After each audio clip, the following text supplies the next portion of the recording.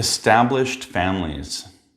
There are two primary things you need to focus on right now is eliminating debt, whether it's a line of credit, your mortgage, or any other type of debt. Get rid of those. That's the primary focus. The other thing you need to focus on is your retirement savings.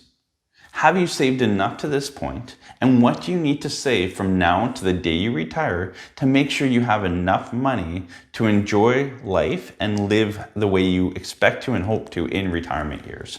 So eliminating debt and make sure you start socking away more money into your retirement savings to meet your retirement goals.